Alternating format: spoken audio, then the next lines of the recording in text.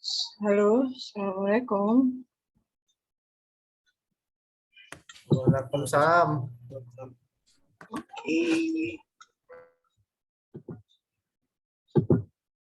Ya.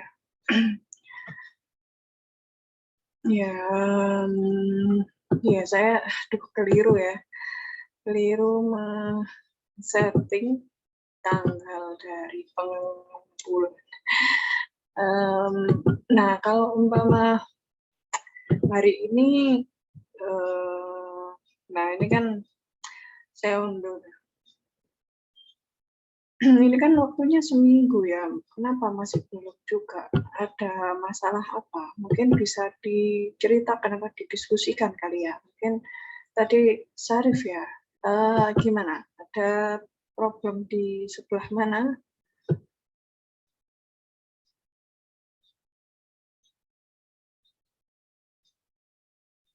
Nah, ini ada yang sudah ya. Yang bisa Ada, langsung. tidak ada. Sebenarnya karena agak lebih lama, jadi saya ngerjain yang lain gitu. Oh, gitu. Aduh, mutak di saya ini berarti ya. Ya, untuk yang remedi yang lalu juga tak koreksi sekalian sama yang ini ya. Ini buka belum semua.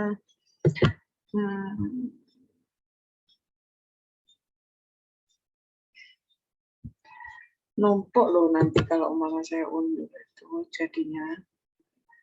Nggak apa-apa numpuk tugasnya. Kalau umpama saya undur ini jadi kan. Tambahin, tambah. Iya. Mungkin bisa Kenapa ditambah. suaranya putus-putus, Arif? Tuhan. Suaranya putus-putus.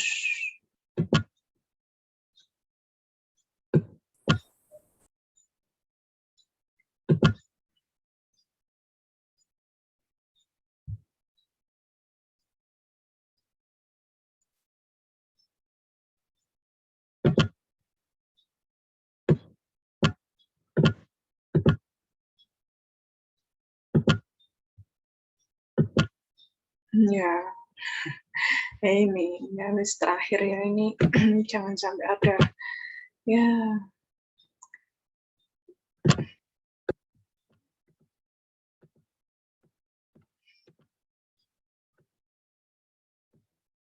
Kalian sama tugas 5 nanti, tugas 4 ya.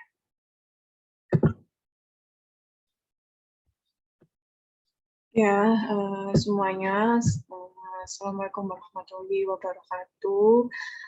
Selamat siang, salam sejahtera untuk kita semua. Sebelum kita melakukan perkuliahan, marilah kita membaca doa masing-masing, menurut keyakinan masing-masing, berdoa.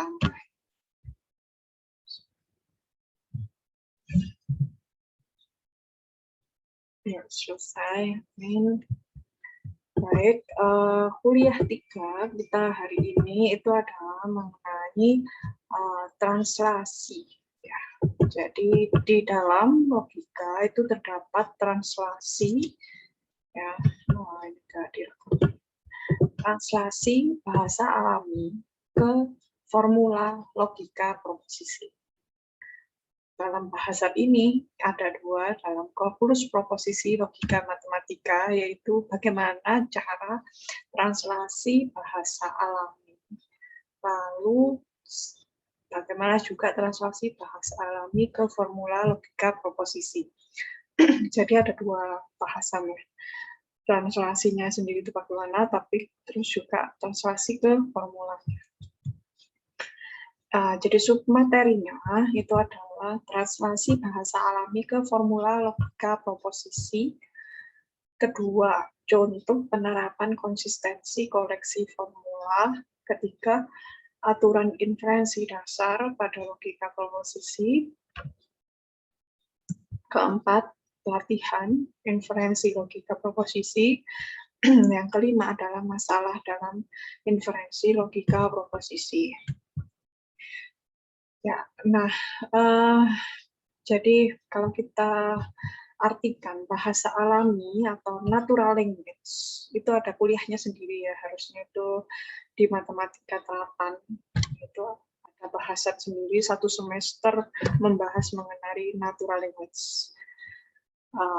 Kalau kuliah di matematika.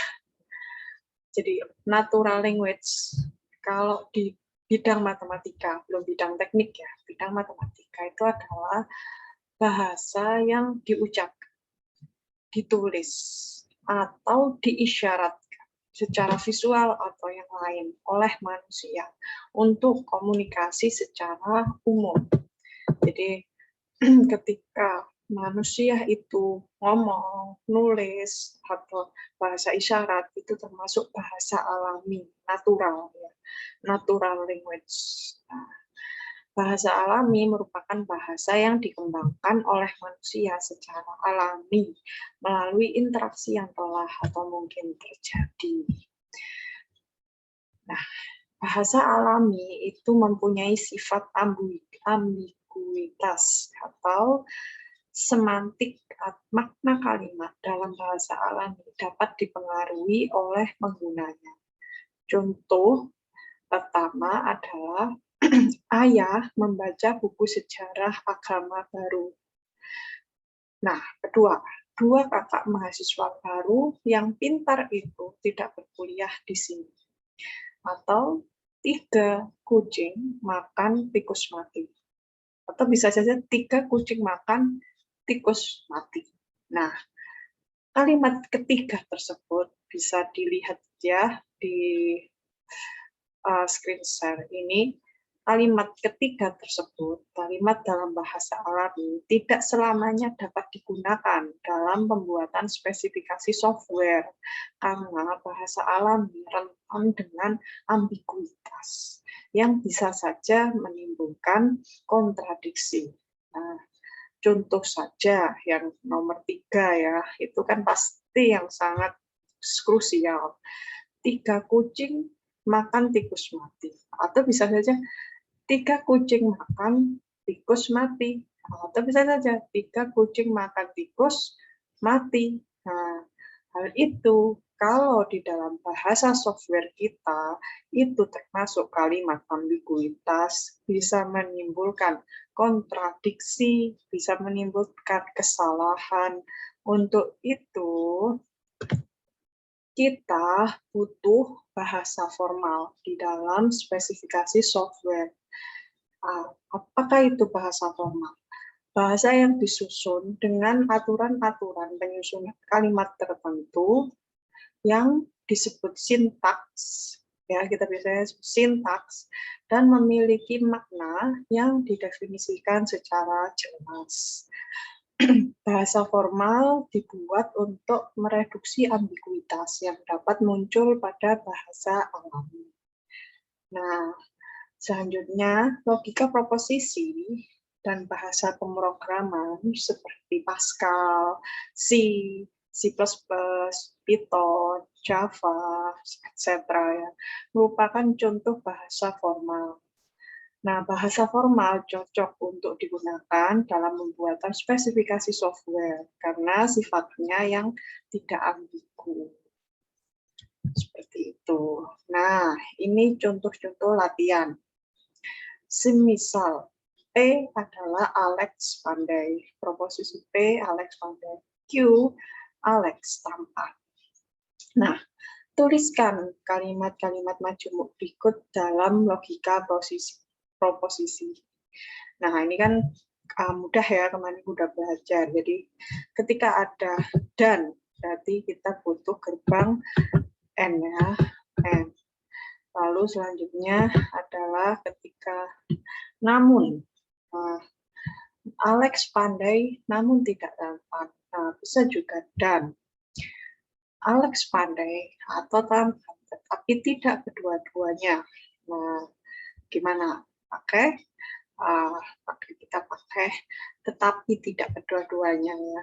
Ada kemarin tidak benar bahwa Alex pandai ataupun tampan. Nah, dua-duanya enggak pandai, enggak tampan. Selanjutnya terakhir, jika Alex pandai maka Alex tidak tampan. Nah, gitu. Pakai jika maka. Selanjutnya, jika memungkinkan, nyatakan kalimat-kalimat berikut dalam formula logika proposisi. Yang pertama, Anda dapat memilih dalam pemilu jika Anda tidak berusia di bawah 17 tahun, kecuali Anda telah menikah. Dan contoh lagi, Anda tidak dapat memiliki SIM A jika tinggi Anda kurang dari 140 cm, kecuali Anda memakai mobil khusus. Yang terakhir, jika mahasiswa tidak memakai sepatu ataupun jas alma mater, maka mahasiswa tersebut tidak boleh mengikuti ujian. Nah, ini sebuah latihan tugas yang harus dikerjakan seperti di modul sebelumnya. Silakan dibuka kembali dan nyatakan kalimat-kalimat ini ke dalam logika proposisi. Nah, materi selanjutnya. Saya rasa tadi tidak ada tanyakan ya, karena sudah clear materi sebelumnya. Dan terus ada inverse, ada jika maka, nah itu sudah katam ya, kalau finish goal lah. Nah, sekarang adalah selanjutnya ini yang perlu dipelajari di translasi bahasa alami ke formula logika proposisi itu adalah formula. Bagaimana caranya kita menentukan formula yang konsisten? Apa sih konsisten? Ya, jadi nggak ada standarnya gitu ya, konsisten itu. Jadi dia itu nggak berubah-ubah, ya sesuai standarnya, konsisten. Jadi formula yang konsisten. Nah, misalkan A1, A2, sampai dengan AN adalah suatu koleksi atau kumpulan formula.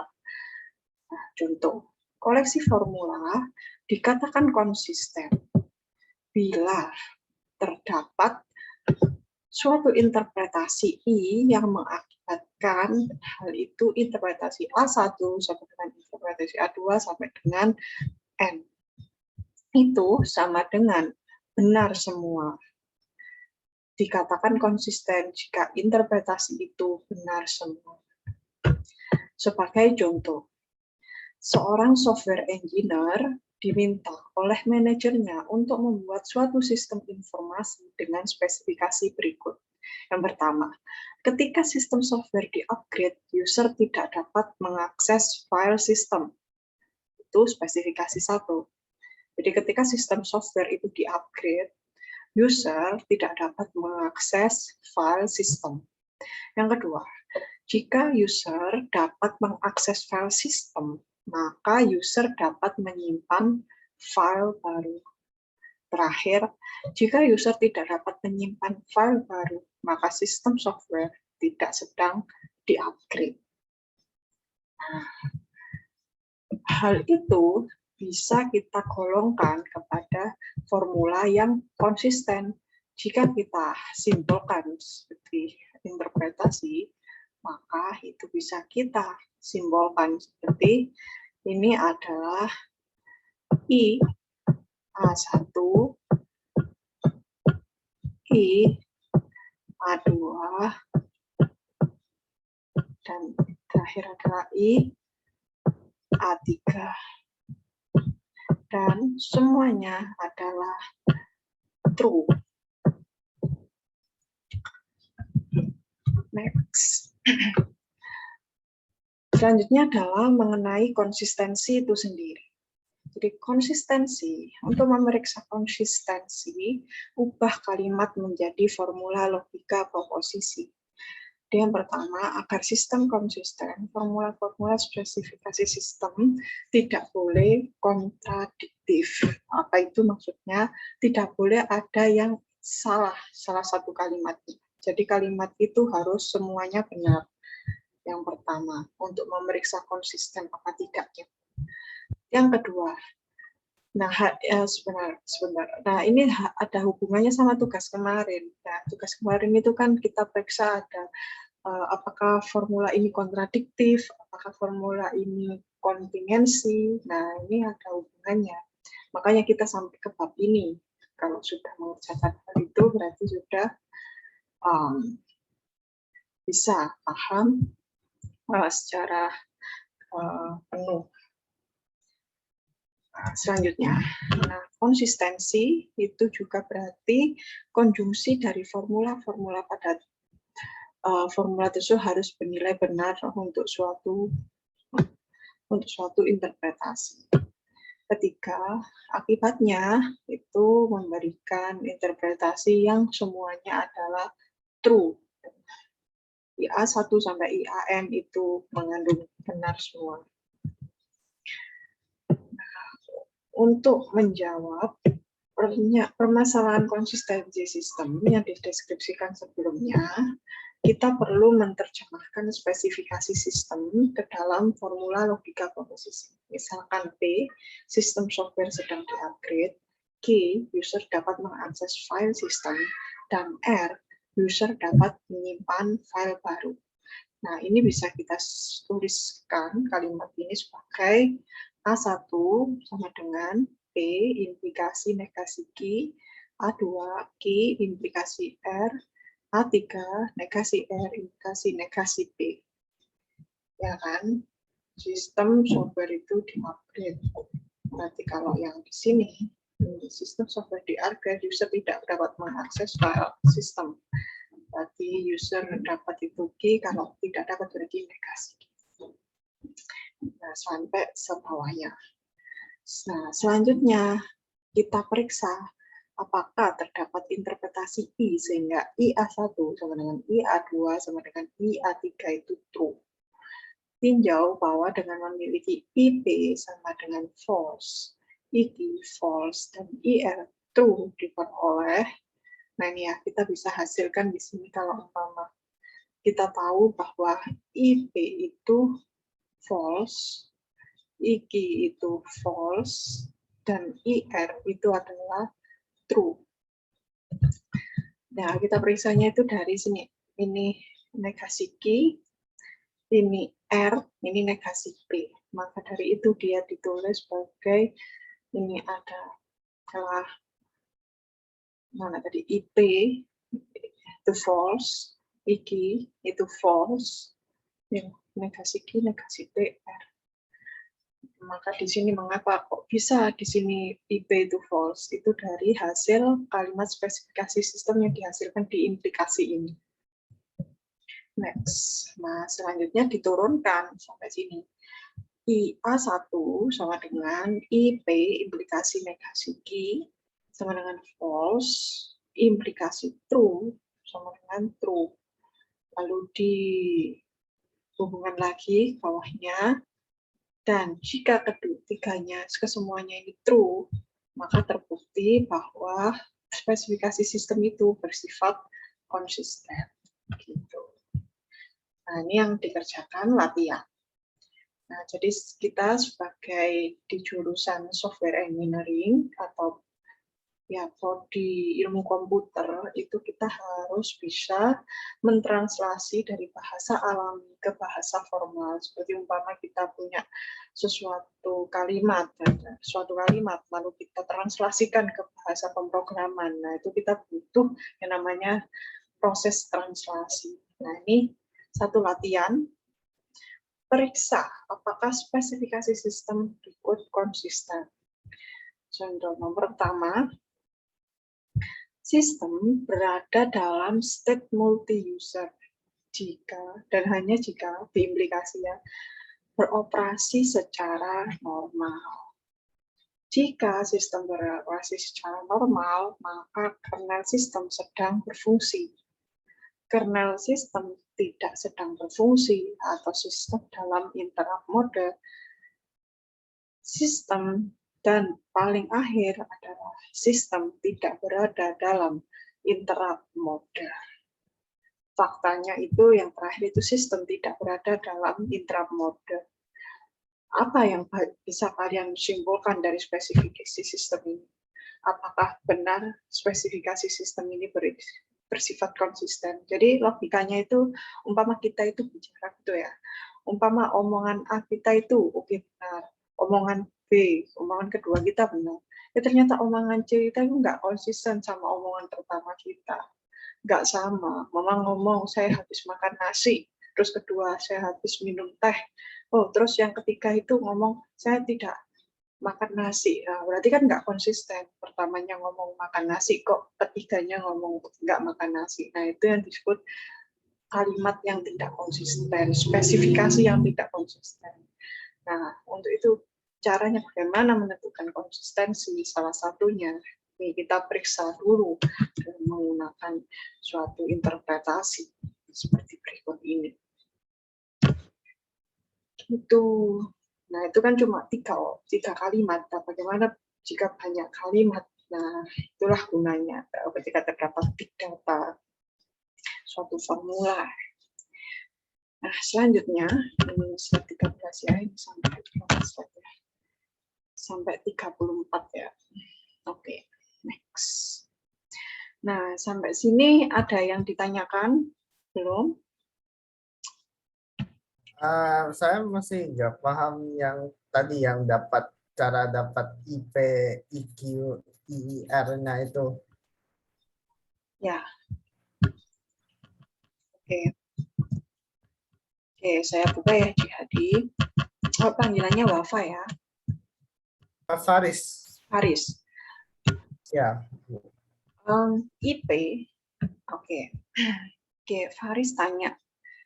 How to get IP, IKI, dan IR. Oke. Kita bahas ya Faris. Kita diskusi aja santai. Pertama itu kita itu punya 3 kalimat ya Faris. Diketahui ada 3 kalimat.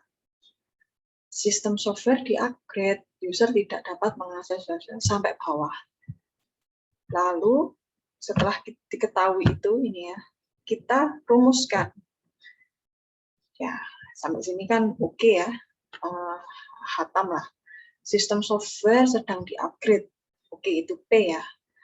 Sedangkan tadi di kalimat itu user tidak dapat mengakses file system. Di sini kita positifkan aja, jadi user dapat mengakses file system. Kita nyatakan key. Dan R itu user dapat menyimpan file baru. User tidak dapat menyimpan file baru di sini, tapi kita nyatakan positif saja semua, dapat semua. Oke ya. Jadi kita punya 3 kalimat. Kenapa? Karena sama semua. Ini harusnya kan ada 6 ya. 6 kalimat koma ya. Harusnya 3 kalimat ya. Tapi 6 kalimat koma gitu ya. Bisa. Ini kita simpulkan sebagai P, implikasi negasi key. Betul ya. P, implikasi negasi key. Ya, ketika sistem di-upgrade, user tidak dapat mengakses file system. P, implikasi negasi key. Kita anggap ini benar ya. Ya, ini kesimpulannya dari kalimat itu sampai negasi P. Jadi kita punya spesifikasi sistem. Jika P, maka negasi Q. Jika Q, maka R. Jika negasi R, maka negasi P. Oke.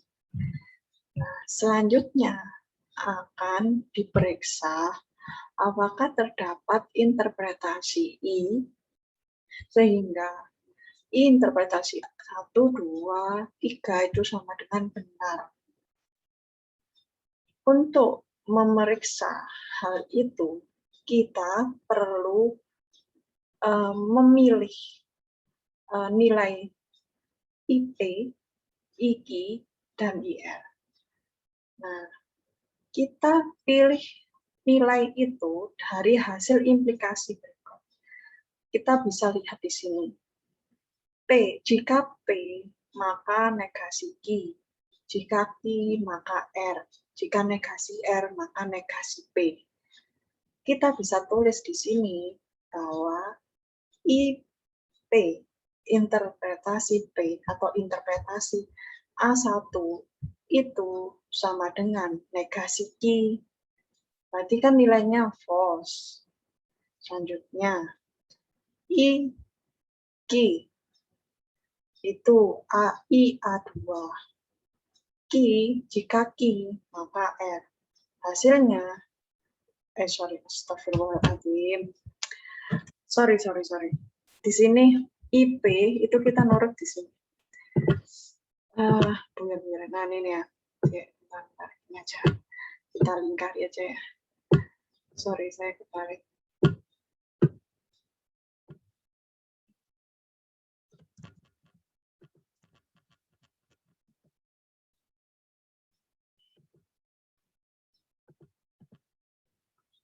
Jadi kita peroleh hal itu dari hasil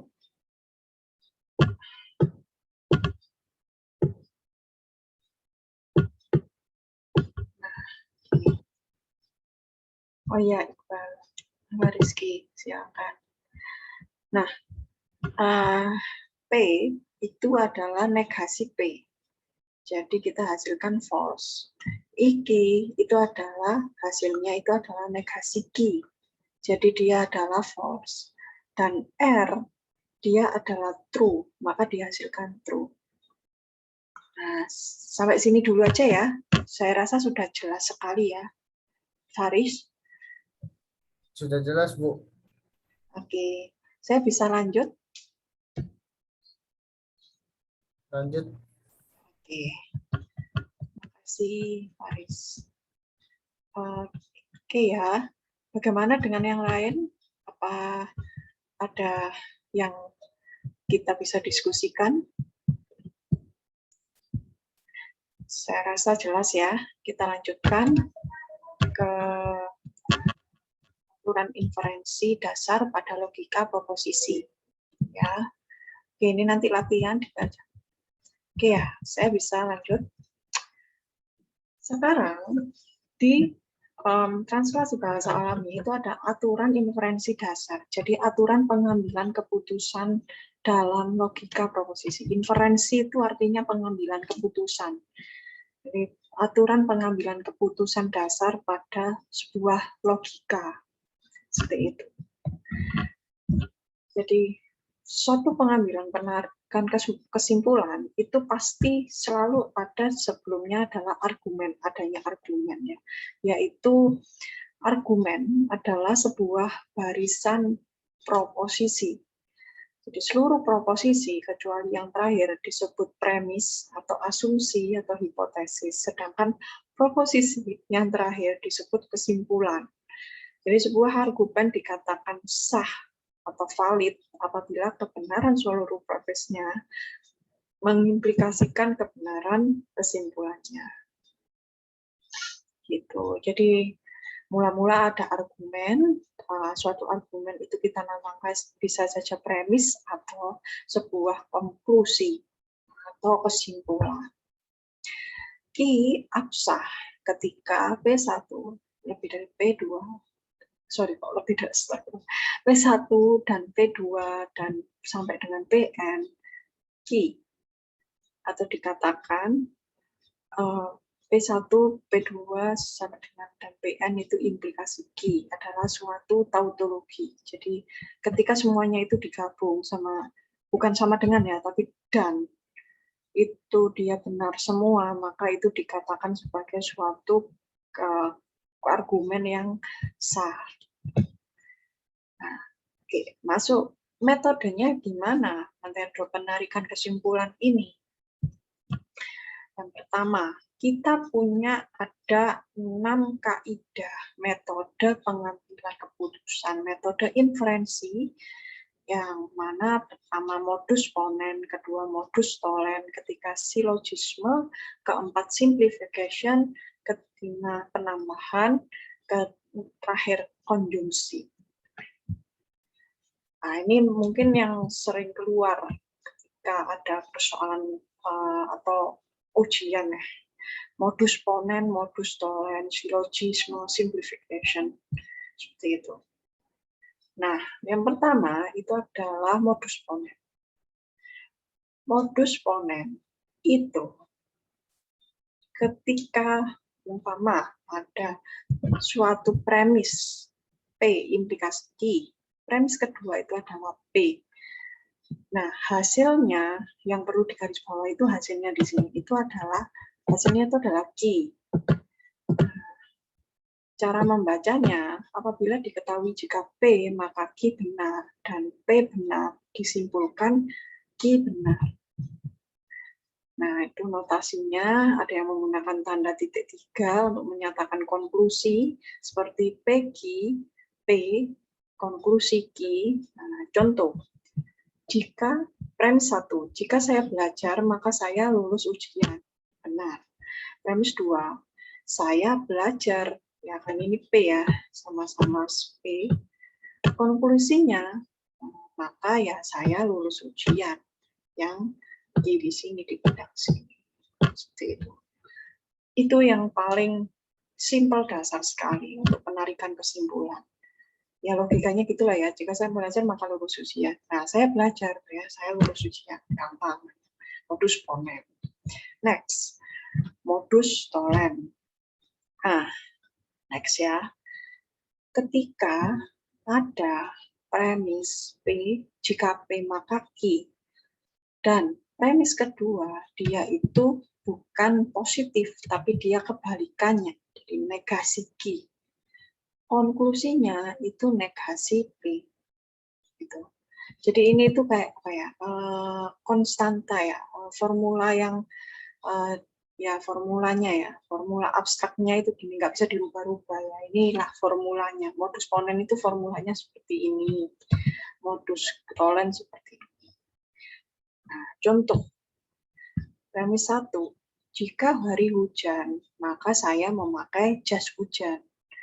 Premis kedua, saya tidak memakai jas hujan. Nah, konklusinya ya berarti kebalikannya, hari tidak hujan ya. Itu. Nah, perhatikan bahwa jika P terjadi, maka Q terjadi. Sehingga jika Q tidak terjadi, maka P tidak terjadi. Itulah modus tolen.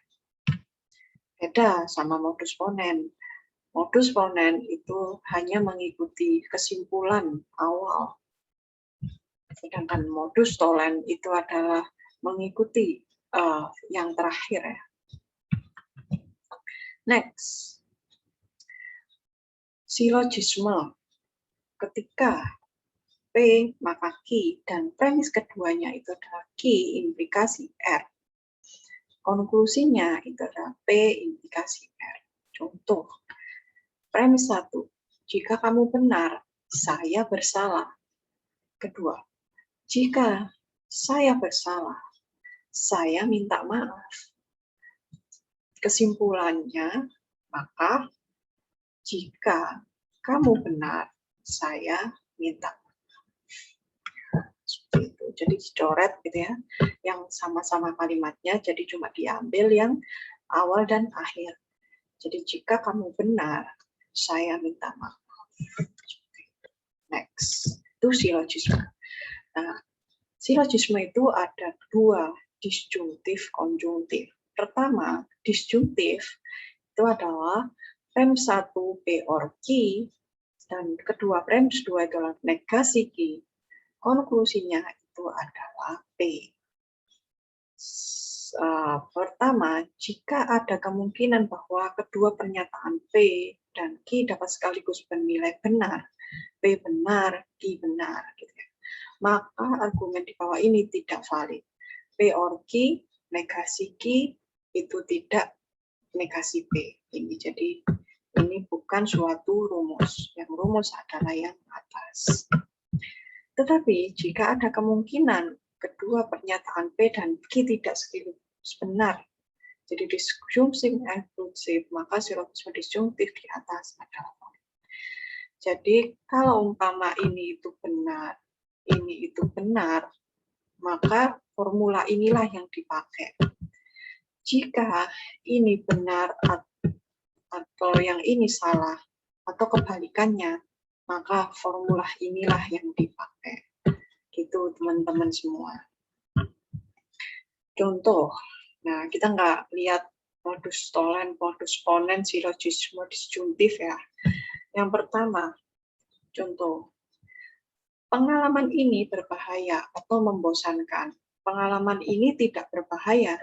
Konklusinya, ketika kita punya P or Q, di sini negasi Q, maka kita bisa simpulkan pakai silogisme disjungtif yang bisa saja duanya adalah benar dan benar. Maka pengalaman ini membosankan. Jawabannya adalah di sini adalah tidak berbahaya. Jadi yang kedua yang kita simpulkan di sini, pengalaman ini membosankan. Jadi paham ya, di sini kan benar, di sini kan salah. Tapi dia keputusannya benar. Terus di sini adalah dia ki, negasi ki, tidak berbahaya. Ini itu benar. Sebentar, saya ginikan aja. Jadi premis 1 itu mengikuti kaidah yang kedua ini ya. Di sini umpama kita berbahaya itu masuk kategori apa? Tergantung. Kalau kalian anggap benar ya bisa saja berarti ini kebalikannya ini salah. Kalau umpama ini saya anggap S ya, karena kalau kalimatnya negatif gitu ya. Terus ini B. Dan di sini adalah B karena kebalikannya S di sini. Maka konklusinya pengalaman ini, nah berarti konklusinya di sini ada ini adalah P or Q, ini P, ini Q, terus di sini adalah negasi P, maka apa yang dihasilkan di sini adalah negasi Q, atau kita hasilkan di sini negasi P, maka di sini adalah P. Ya. Ini kan P or Q, di sini adalah negasi P, ini kebalikan yang di sini. Jika ini sekaligus bernilai benar. Nah, di sini ternyata benar semua ya. Benar namanya ini kita anggap benar ya. Terus di sini kita anggap salah.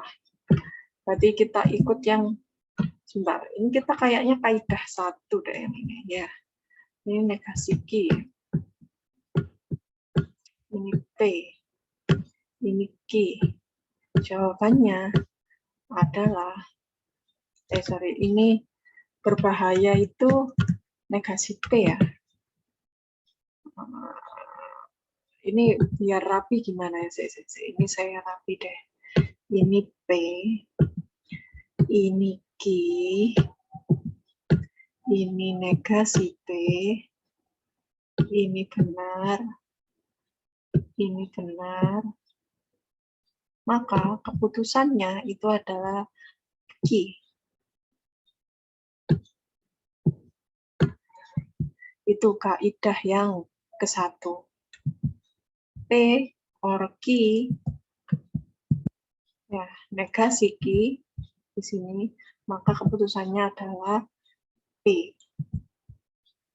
Tapi di sini bisa saja ini pengalaman ini membosankan atau pengalaman ini tidak berbahaya.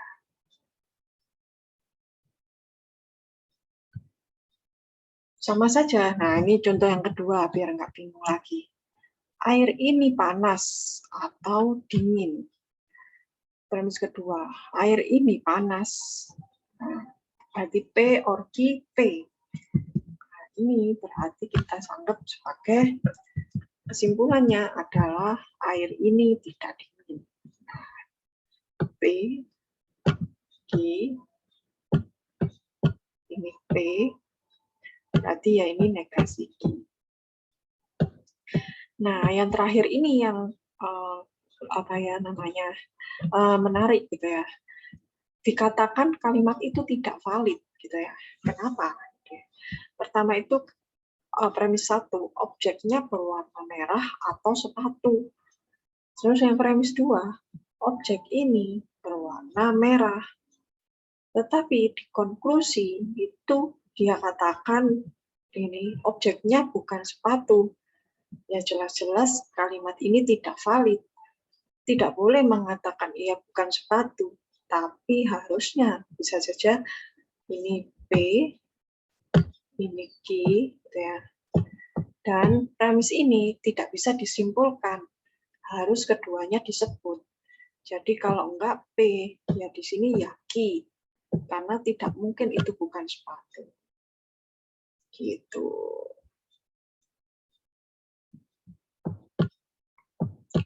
Ya, kalau ada yang tanya ini, coba kalian lihat ketika ada contoh menentukan valid atau tidak valid.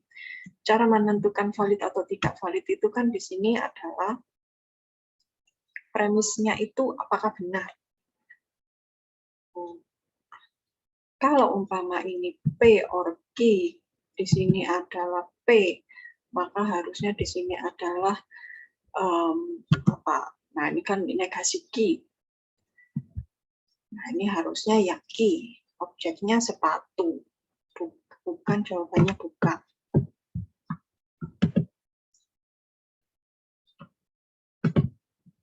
Nah, ini yang lain kalau masih kurang puas dengan penjelasan yang di sini, kalian baca yang sebelum-sebelumnya, karena kita bisa lihat perbedaannya, gitu ya. Perbedaan dari sebuah formula. Kalian baca dulu modus ponen, modus tollens, silogisme, dan terakhir adalah silogisme konjungtif atau disjunctive addition.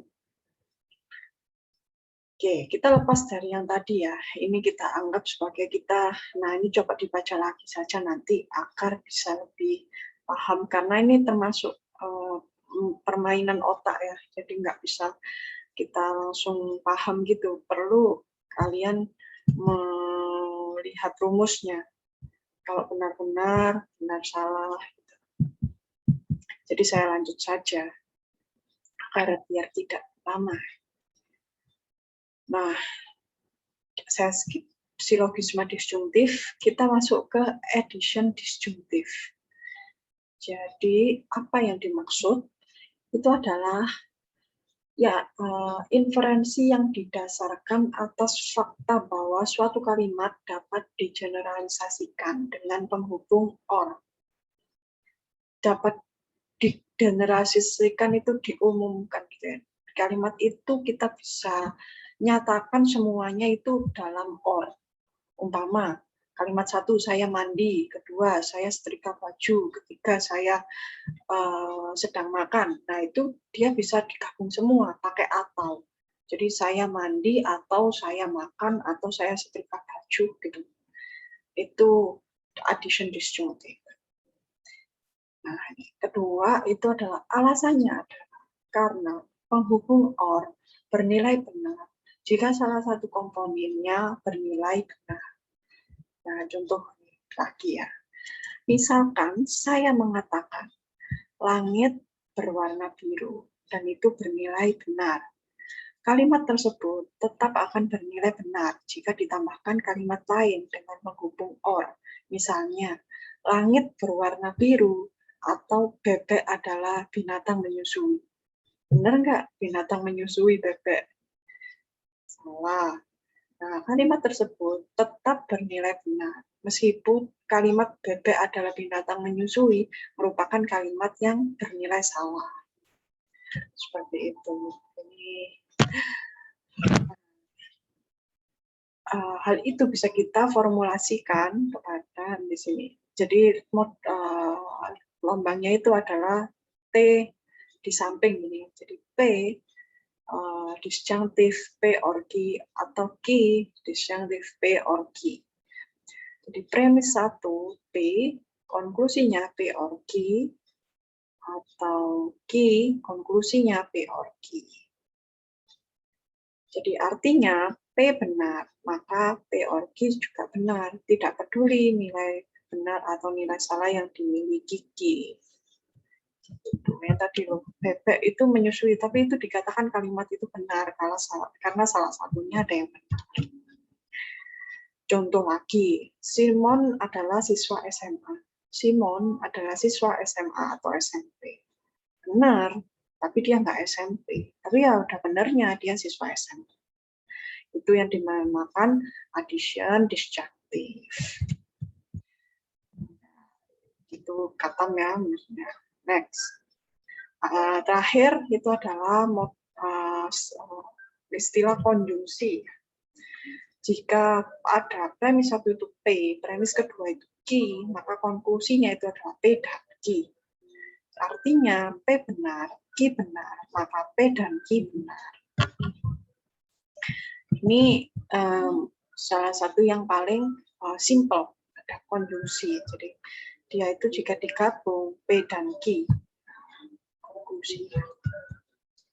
Terakhir itu penyederhanaan konjungtif atau simplifikasi.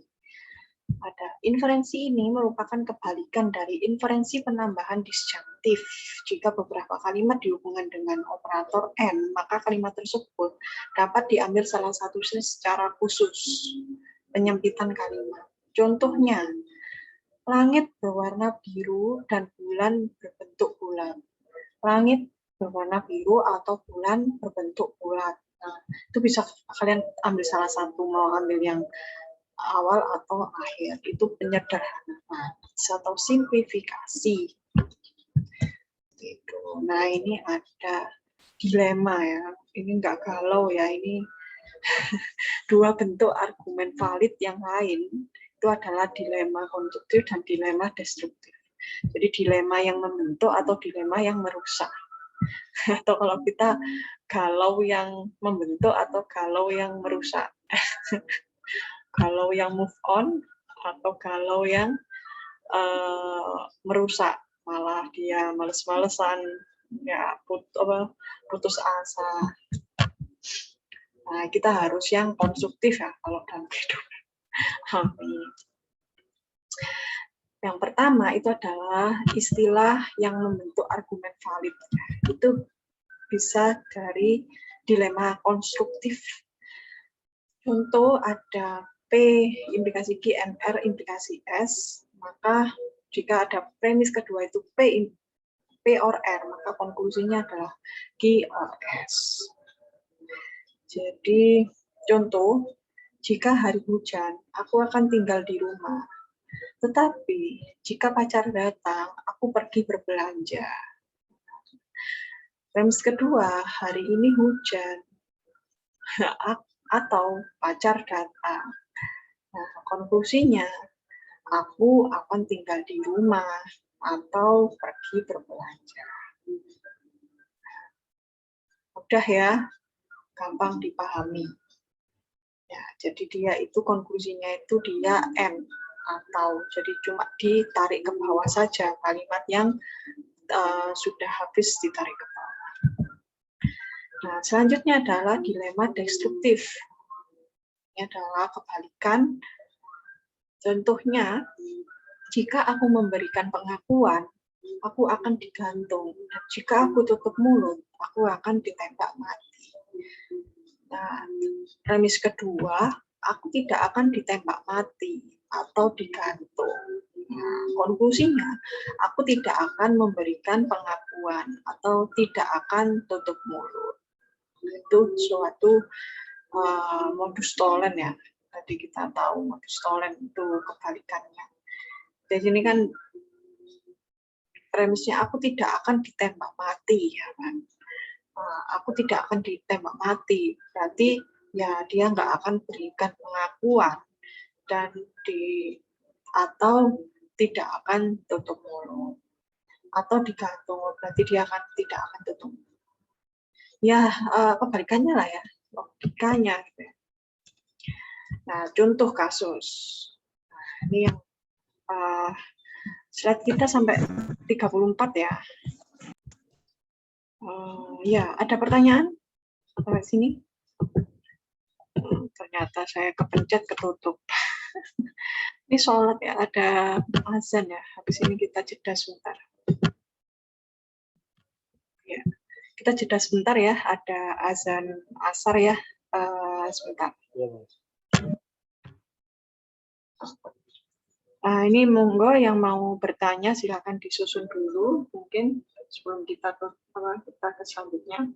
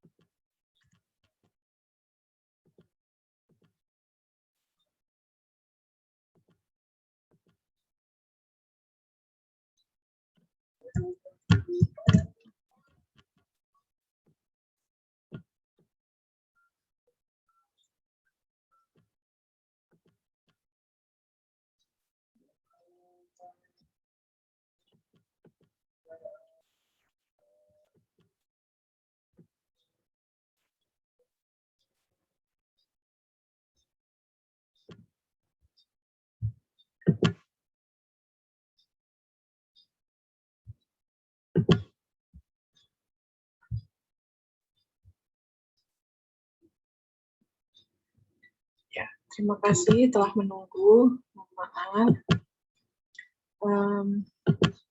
Kita lanjutkan sebentar, ada 3 slide terakhir. Jadi mengenai translasi bahasa alami, tadi di contoh kasus bagaimana ada dilema disjungtif atau konjungtif atau disjungtif. Itu yang pertama itu adalah ada contoh kasus. Ini jika pintu kereta api ditutup, lalu lintas akan berhenti.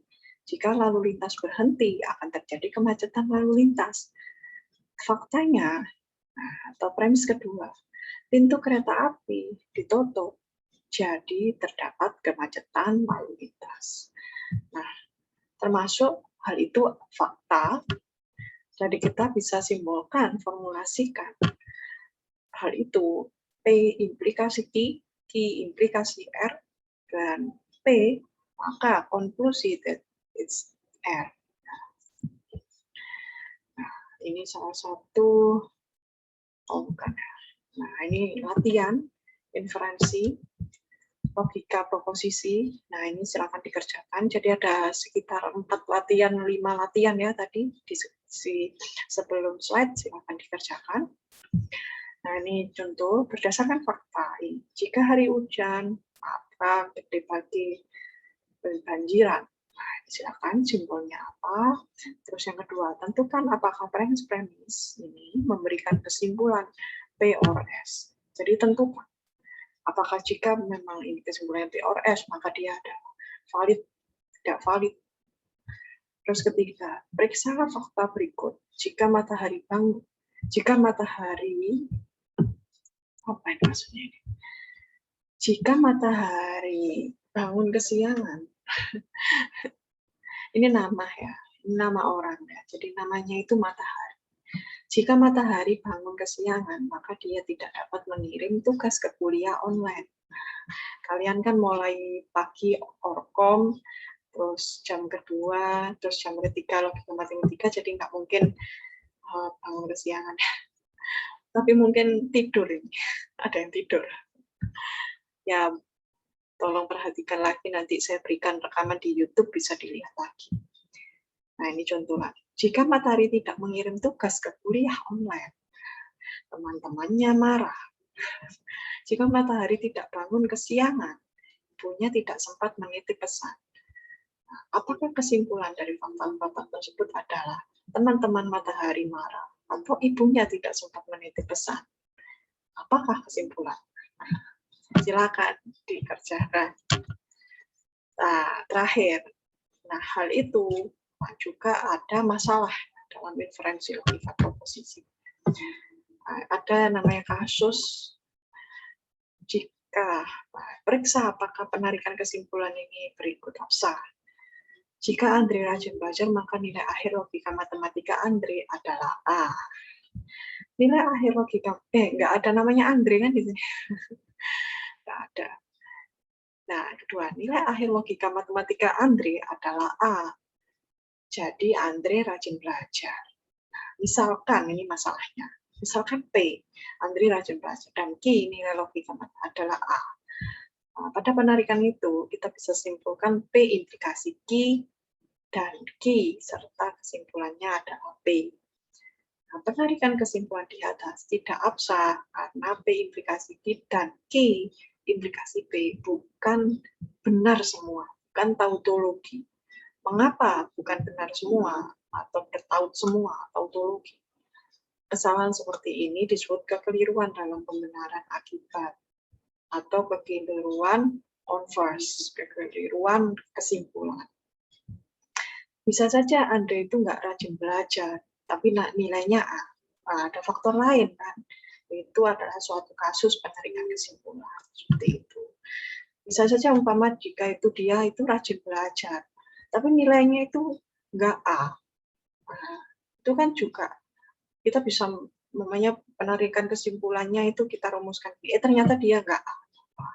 Ya itulah ada satu masalah itu disebut sebagai kekeliruan dalam pembenaran akibat atau fallacy of affirming the conclusion atau kekeliruan converse. Nah itu ya oke lah, kita tahu ada sebuah kasus seperti itu. Tetap kalian kerjakan sesuai dengan aturan yang sebelumnya. Nah, sampai sini paham ya semuanya seperti itu. Nah, oke. Terima kasih. Saya itu dulu kuliah hari ini ya. Silakan ada pertanyaan, monggo. Sambil saya absen. Ya, silakan. Silakan ada yang tanya dari tugas maupun materi ini, biar nanti tidak ada kecemasan.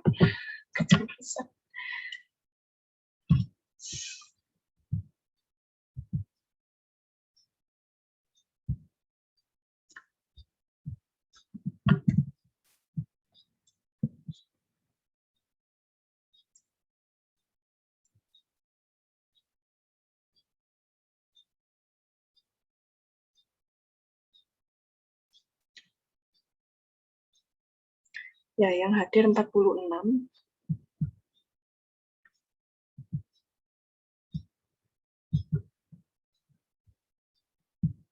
Ya, silakan semuanya. Mau bertanya, mungkin kalau ada pertanyaan mengenai logika matematika atau proposisi, terus logika proposisi atau inferensi proposisi, saya tanya, silakan, biar atau mungkin langsung dikerjakan aja ya tugasnya. Nah, ini mungkin saya siapa yang nggak masuk. Langsung saya ini aja deh. Ya. Nah ini ya, yang namakan NIM ya, mungkin Firlana, Ilhamuddin, Zaim, Rafli, Rifki ini nggak sesuai NIM ya. Namakan NIM ya, biar saya langsung centang, biar saya lihat kolom partisipan ini di Zoom. Yang namanya belum nama NIM, monggo diperbaiki dulu nama di Zoom-nya.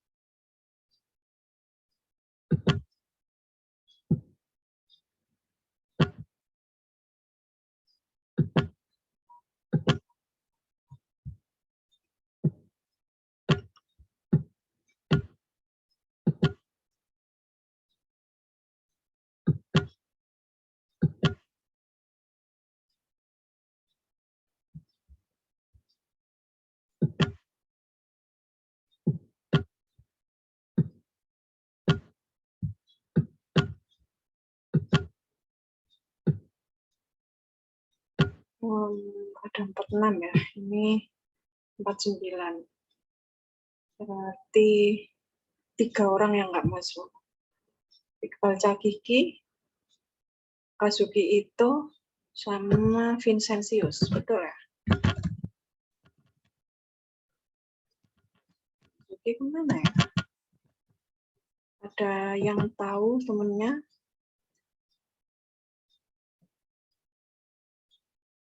Kurang tahu, Bu. Oh ya, oke. Nah ini ada pertanyaan ya. Iya, terima kasih. Oh, sakit. Oh, Nanti saya japri ya. Situ. Oh ya. Oke deh.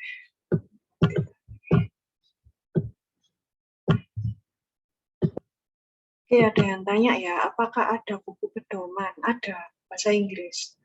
Tak kasih ya sekarang. Bentar, sampai keliru.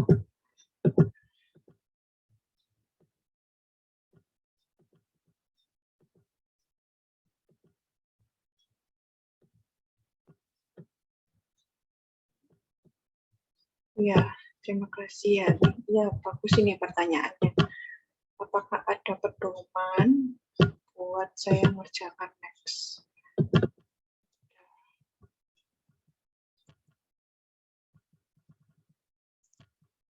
Oke, tak carinya dulu bentar.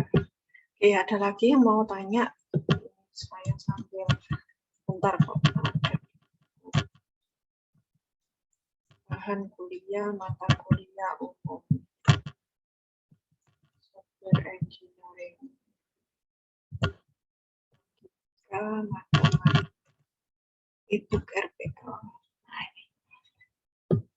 ini.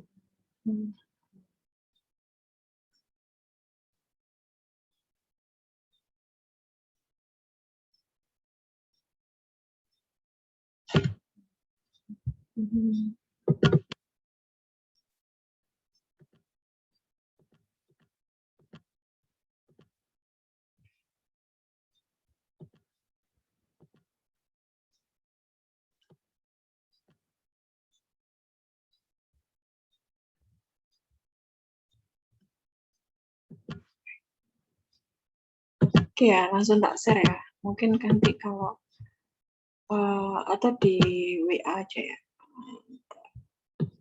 Yang paling sesuai nggak itu sih, yang paling sesuai.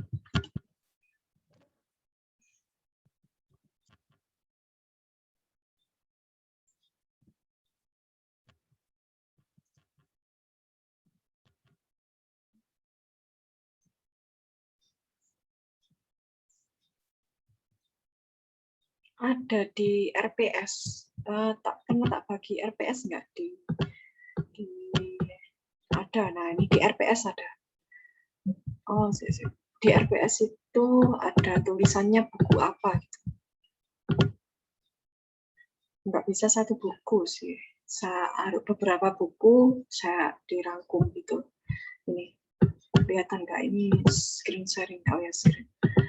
Nah, ini Discrete Mathematics and its Application. Terus Hart Logic in Computer Science. Terus Mathematical Logic for Computer Science bab 2, 3 dan 4. Terus Introduction to Logic.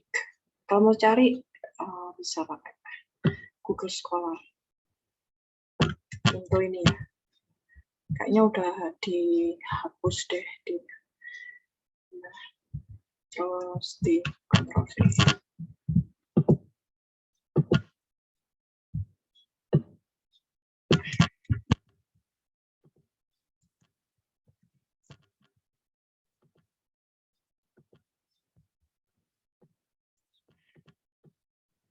Yang utama.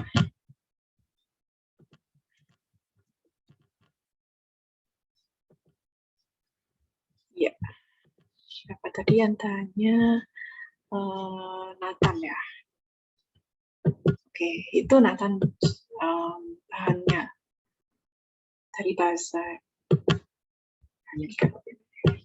Ini ada ya versi e-booknya. Di perpus ada sih dulu yang ini terus oke, mungkin cukup. Oke, sama-sama.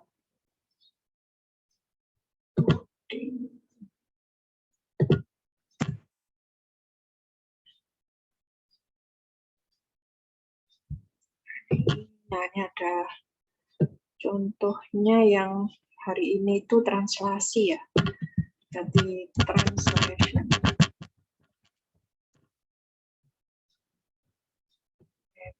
Ini PDF apa image ya?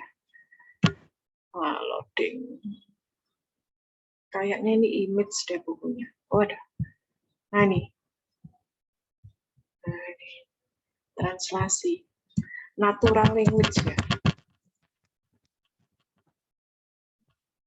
Ini natural language. Nah, ini sama ya. Ini kayak soal tadi.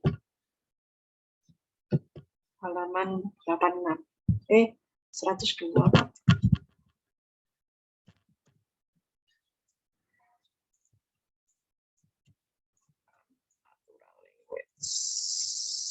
Gitu sih. Oke. Oke.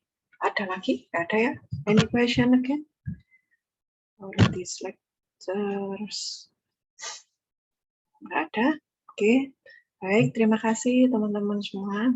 Mahasiswa udah ikut mata kuliah terakhir ya hari ini.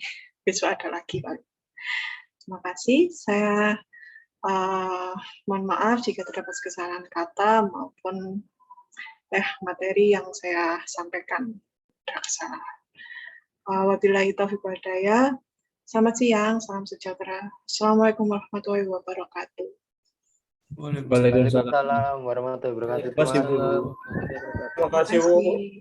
Terima kasih. Selamat siang.